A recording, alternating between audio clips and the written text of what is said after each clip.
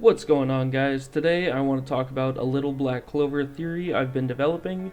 This does contain some manga spoilers, so if you haven't already, go read the damn manga. It's amazing. That's your only warning. My question is, with Julius dead, how will the Clover Kingdom select who will become the next Wizard King?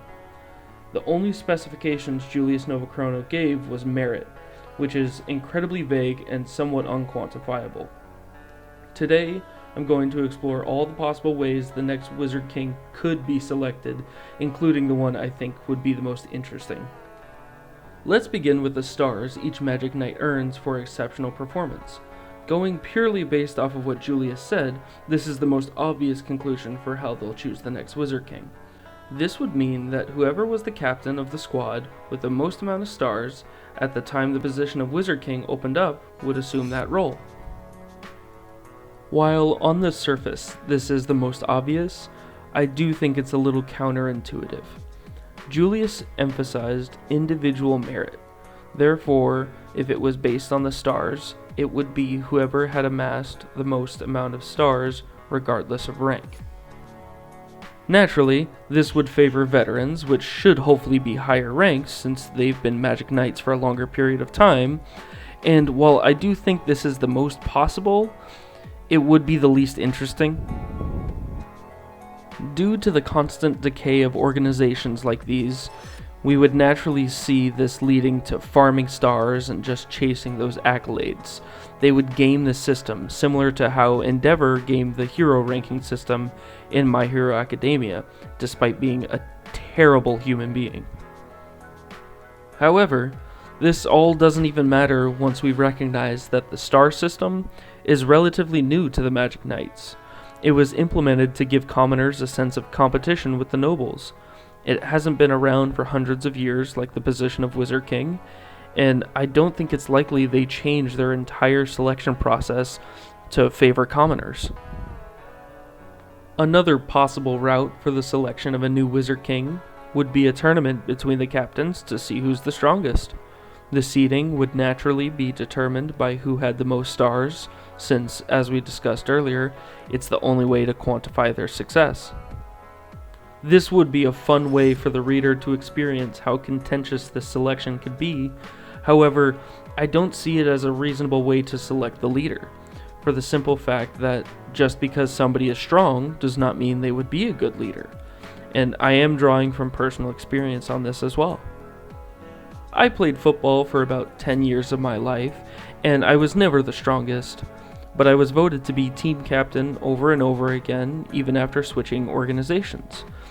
And besides using this anecdote to boost my ego, I also constantly observed people who were easily twice my strength, and they constantly put people down and had a negative attitude. They were no leader, so I can't see this as the way they choose the next Wizard King. Let's spice it up a bit. What if it was up to the king to choose who would become the next Wizard King? Now, obviously, this is just needed to be addressed as a possibility. I don't think this is how Tabata would write this, unless he wanted to throw us all for a loop. I suppose it could be used as a device to show how corrupt the kingdom has become now that the king has seized this power, but there is no way King Clovis would have chosen Julius. As fragile as he is, there's no incentive for him to choose someone who would constantly show him up in front of the people. Also, not to mention that Julius is a noble, strictly speaking, not a royal. And I can only imagine that if it were up to the king, only royals would hold a position of almost equal weight.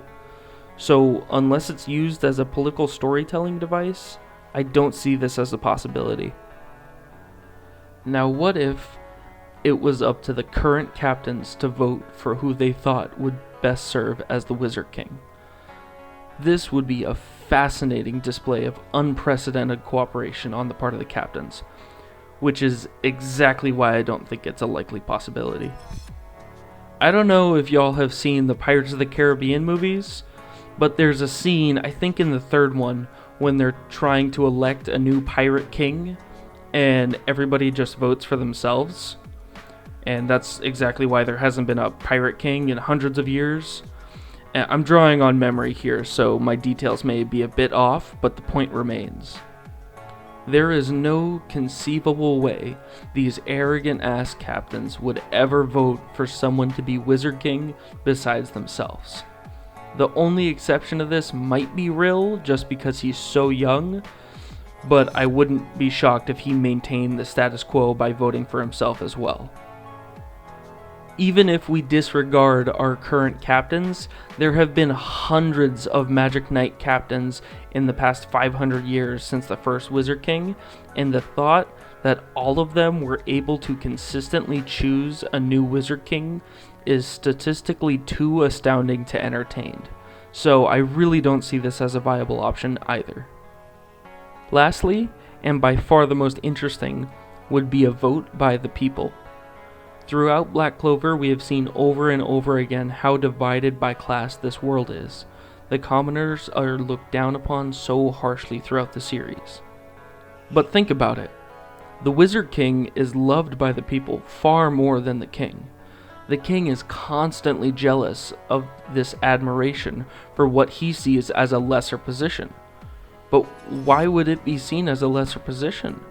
The Wizard King is the equivalent of the commander-in-chief of the country's mages. It should be absolutely a highly respected position.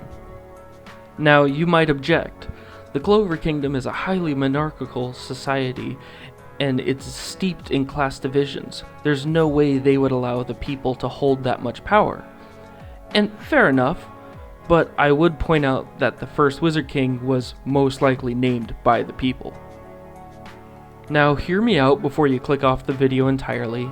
The Clover Kingdom clearly predates the title of Wizard King. We see evidence of this many times throughout the series. The fight between the first Wizard King and the demon was just outside the village of Hajj, which logically must have already been a town of commoners. So, it was the commoners he was saving, it was the commoners who saw him take a stand by himself, and let's not forget that we recently learned Secre, Nero, sealed Lumiere shortly after that fight, so he definitely wasn't the one who told his story. The nobles weren't the ones who spread his legend.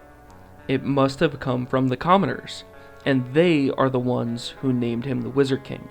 He was the people's champion. This would also explain why the nobles are so disdainful of the commoners. They are the ones who get to pick the Wizard King, and the nobles are jealous of that.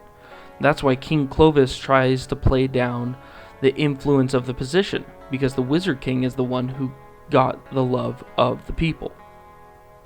Naturally, it's most likely only nobles have held this title of Wizard King, considering Zora's dad was the first commoner to become a Magic Knight, and that couldn't have been more than 20 years ago at the most. But overall, I just think it would explain a lot of the attitude we see from the nobles, and it would be a really cool way to choose the next Wizard King. But be sure to let me know what you guys think in the comments below or on Twitter, and be sure to subscribe if you're interested in Black Clover, My Hero Academia, Marvel, politics.